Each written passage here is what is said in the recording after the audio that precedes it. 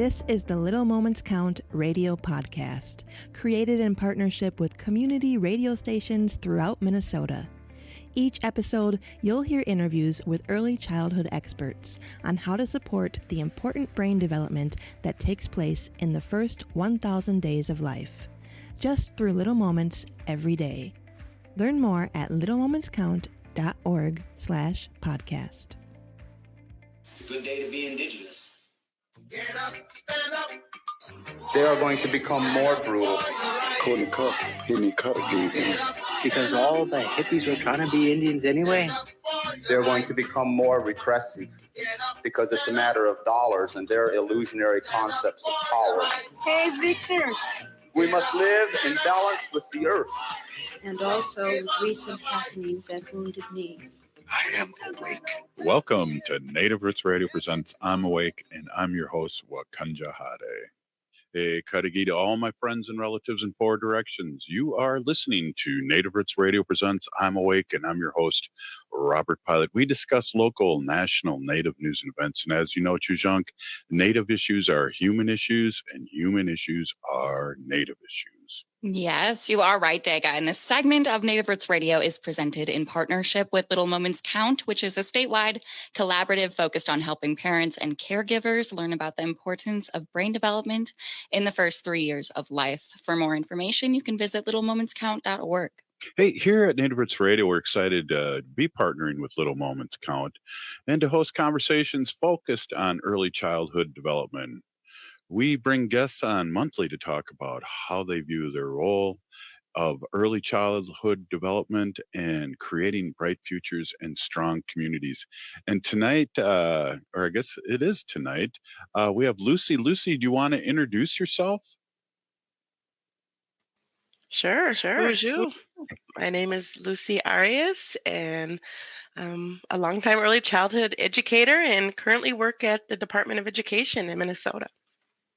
And I love the Minnesota Department of Education. Being a former teacher, welcome, and thank you for all those variances over the years. Just kidding. Great to have you on. Let's get with it here. You're a early language and literacy specialist and was previously the preschool development grant tribal nations lead at the Minnesota Department of Education. And you have a BS in child psychology, an MED in parent and family education from the University of Minnesota. Go Gophers. I'm a grad there too. Your career in early childhood spans 30 years and includes classroom teacher, program director, research, family education, advocacy, and early childhood care and education. I want to start out with a quick question. And one thing I want to really emphasize too while we're talking is that you were boots on the ground being in a classroom, and that's a huge thing. But start, with your extensive experience in early childhood education. Can you explain why the first 1,000 days of a child's life is so critical for language development? Well, for anybody who's worked with little kids, you know that their learning is so dynamic during those first months, first years of their life. I mean, they go from being this little person who enters the world so dependent on everybody around them to, by the time they're 3, being pretty self-sufficient. If you think about it, they can get themselves food, they know how to communicate. So that first 1,000 days of life is just such a dynamic time of learning. And anybody who's observed children or been with children, you've seen that. But now we have the brain science to match. We literally can do the scans to see what's going on in little babies' brains. And it's just like springtime in the plants, right? That's literally, it's springtime in a baby's brain. And that is the time that we have the greatest opportunity to really lay the foundation for their whole lives, and not just language and learning. Yeah. And it's interesting too, because when you're brought up in a language or a house with 2 languages, you can see that it seems like it takes them a little longer to say their first words because they're processing both languages. whether it's Ho-Chunk or Dakota Lakota or any other language, Spanish, and once their brains do connect and kick in, they speak both languages. It's an amazing thing. It is. And I think that's one thing we take for granted with little children is that they are they're just conduits of learning. And when I was a family educator, I always told families, your babies are geniuses. Just observe them a little bit and you will see it. And it's true. They may start using their first words, but it's mostly because they're making sense of it, right? They hear two different Mhm, languages and they actually want to know to say the right language at the right time. So they're doing something very complex, quite honestly, if you mhm. think about it. And then when it does connect, they run with it and it'll be their whole life.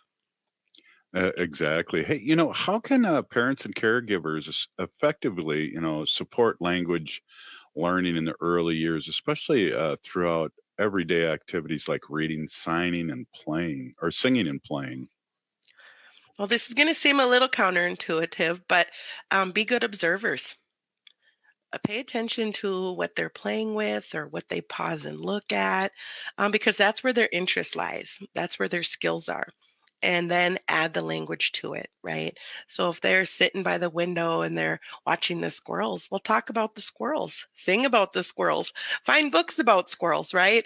So Mm. really that's the first thing, to be good observers of our babies, right?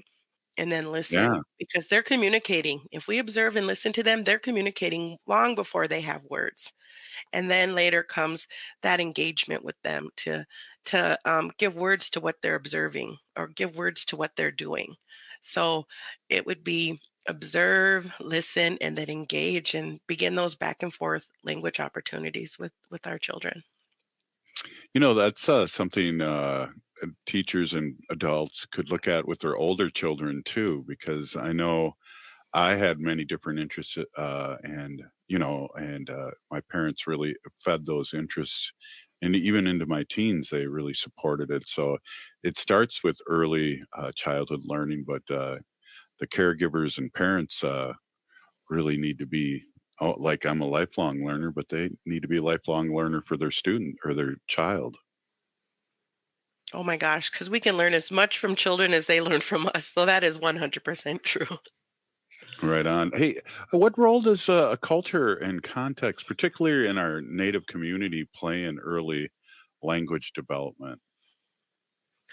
Well, I've been thinking about that one a lot, and I think it's really going back to our teachings, right? That children are gifts. I think that's important to remember that they're here for us as much as we're there for them.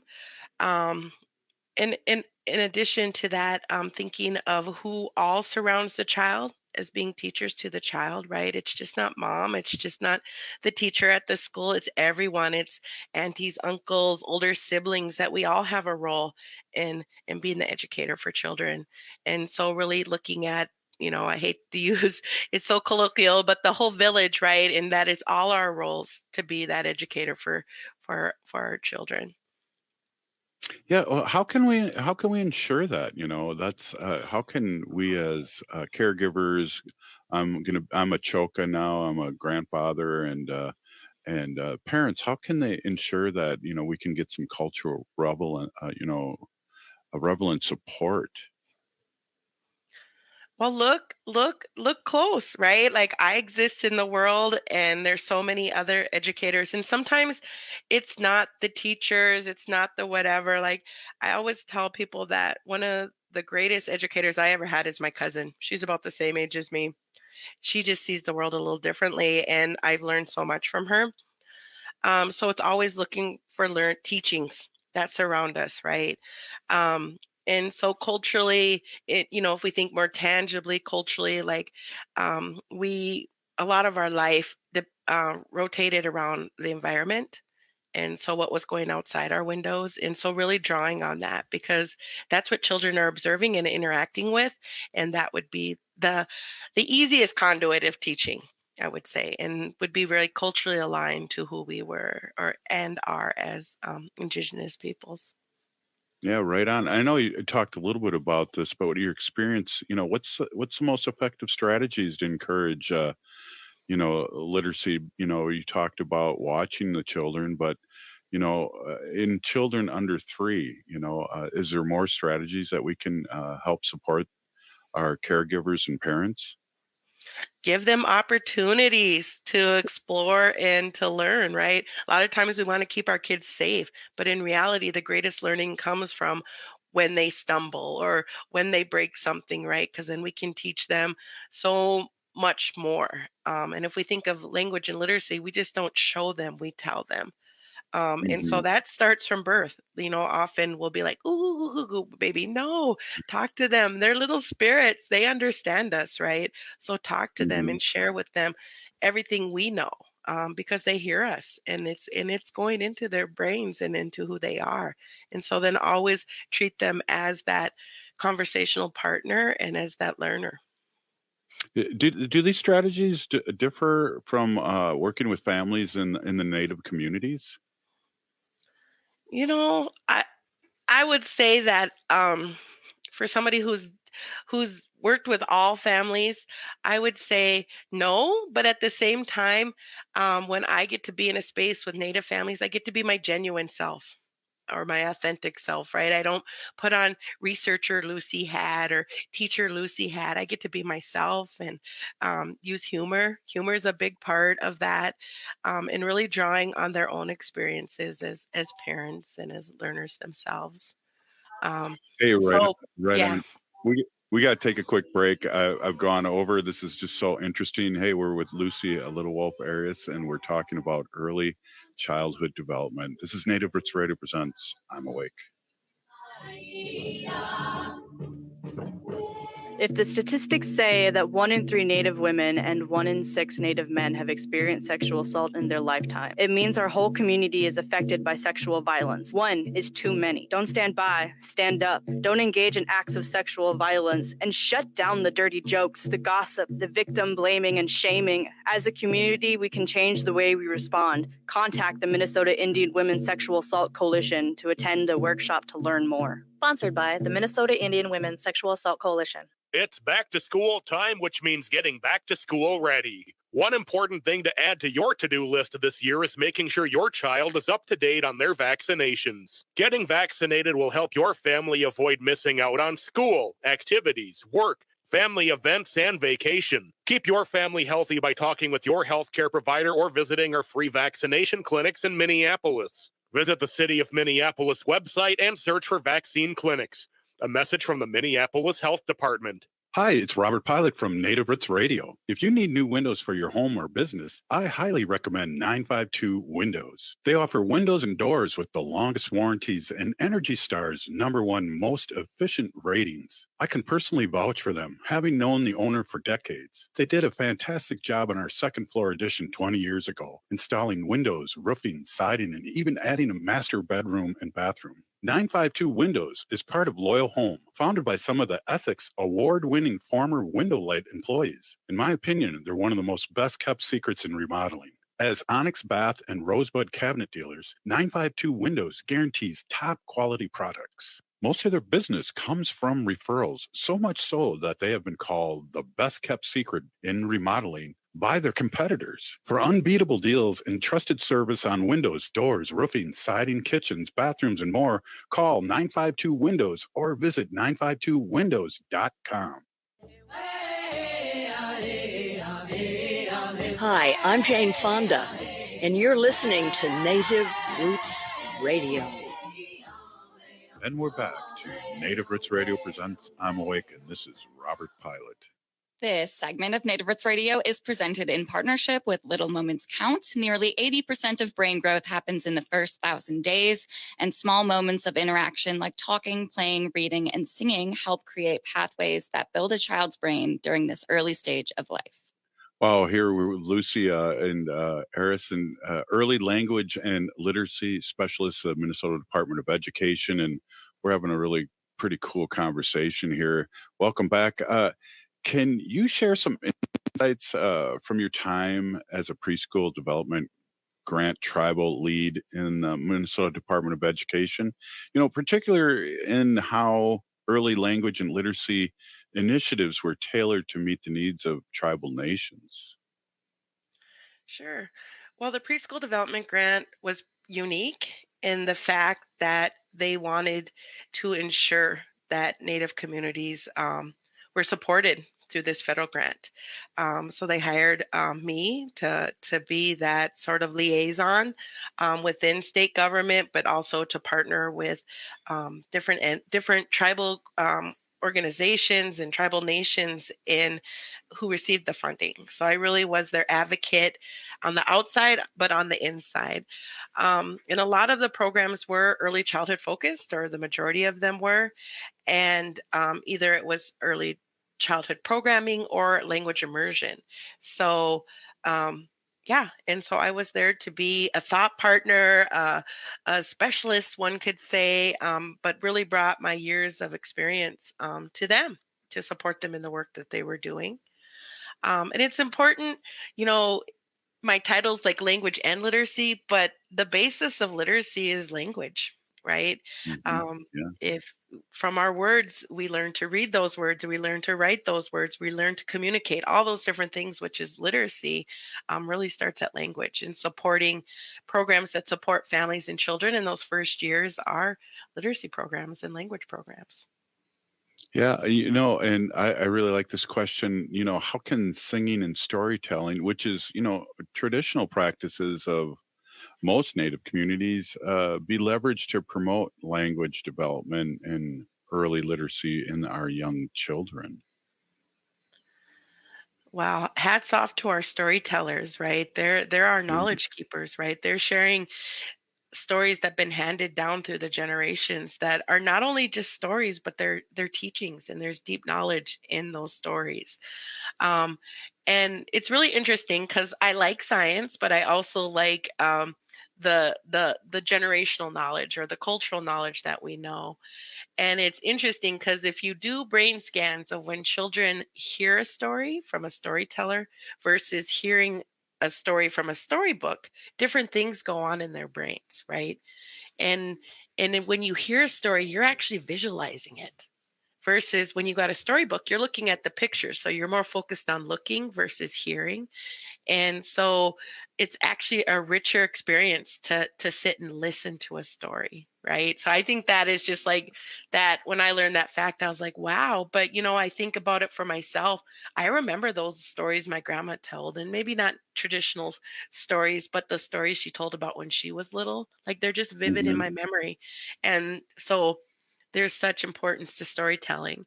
And if you think about drums and singing, to repeat a beat and to remember that beat, that's like a complex skill. And so it lends into so much other skills that children need later in life. Yeah, the power of the drum. You're right, and the singing that goes along with that, and singing to your young ones. That is really powerful. What are the potential long-term, like, impacts on child education, a child educational journey, if they're not to receive adequate language and literacy support during those first 1,000 days? Oh, geez. I don't like that question because I believe in the human spirit and resiliency and all those good things, right? That people have the capacity to learn to, just like you were saying, we're lifelong learners, right? Mhm. But I think during those first 1,000 days, we need to really pay attention, because some children are going to need more support, right? Um, Not all children are born the same. Not all children are born with the same skills. So during those first 1,000 days, we really need to be observers and very sensitive to know if they're learning at the rate they should be learning, right? And if we miss that window, it doesn't mean it closes. It just means it gets littler. versus in those first 1,000 days, that window's wide open, right? If that's a good analogy. But as time goes on, that window closes, right? And it never 100% closes, but we know if it's hot out and we want a nice breeze coming in, the window's open only a crack, only a little bit of that cool breeze is going to come in. And so that's the same with learning, right? It still can come in and still can impact the child and things like that. But we want to do it during those first 1,000 when that window's wide open, when because they were born to learn. They were born to listen and learn and do all the good things that they're capable of doing. Yeah, sorry about that question. I just think it's kind of a reminder too that, it's how important it is because when our young ones start school and have a good vocabulary and a good way of listening and learning, they're way ahead. And so I just want to emphasize how important what you're speaking about today and what little our program is talking about is really important. So yeah, I get what No, I you're saying. appreciate the question, but sometimes people think it's too late, and I never want people to think it's too late. But I have a thought. Let me just put it together. Just did a couple of things. Is that we need to really not think, oh, they'll catch up, or oh, they're just little, they don't need to know that, or when they're little, they sleep all the time, I don't need to engage with them as much, or all the things we do when they're little, right? When in reality, that's the time they need the most of us. Yeah, definitely. Hey, you've been doing this for 30 years in the field, and what is some of the most significant changes you've seen in how we approach early child education? Well, it's kind of funny when I was just getting into the field because I kind of got there by accident, but I was at dinner with my uncle who was a principal of a school. And he said, "Why are you doing that? You're just babysitting little kids." He used that "just" word in there, like my role didn't matter. And I think, and we still have a lot of work to go, but I think more and more people are recognizing that monument, that just important first 1,000 days, that first 5 years, that first 8 years, and really recognizing that that's our opportunity as adults to really to create that foundation for children so they can go on and really achieve the things they're meant to achieve in this world. Wow, that's heavy. And what do you see for the future of our children, in particular, Native American and our Native American communities? It's a beautiful thing. It really truly is. And maybe because I'm getting older and I'm getting to be that grandma age, I see the brilliance. I see it every day in our young people and in our babies. I see the genius and the brilliance, and it seems to be like more and more. I don't know if I'm more appreciative of it because I'm getting old, but I see it and I feel it and I feel the energy. And I think also our community is remembering that teaching that our babies are a gift more and more, and just so many initiatives and so many good people out there doing the work. Because 30 years ago there was some Head Start teachers, there was a few. I mean, if you've been a teacher for a while, there was a few Native teachers out there, right? But there's just seems Mhm. like there's a swell of more of us who really recognize, we've always known the importance of education, but there's more of us and seeing our place there in the systems. Yeah, a really great point. And we can go with lawyers, of people are professional. And there's many more people that are in those fields because of education and how we connect as Native people now in early education. I want to just give you a big peeny gigi. Thank you so much for coming on. Again, we had you on a while ago, and it's great to see you again. Miigwech, I'm glad to join you guys here today. Right on. Hey, we'll be right back with Bob Blake from Red Lake talking about Solar Bear with the Solar News. This is Native Roots Radio presents I'm Awake.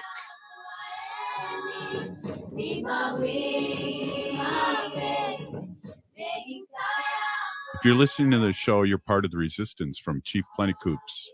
The ground on which we stand on is sacred ground. It is the blood of our ancestors. We need to resist, divest, join a group, run for office, and vote. We're still here. We are the 7th generation. And free Leonard Peltier now. Thanks for listening to the Little Moments Count radio podcast in partnership with community radio stations throughout Minnesota. You can find the Little Moments Count radio podcast wherever you get your podcasts and at littlemomentscount.org/podcast.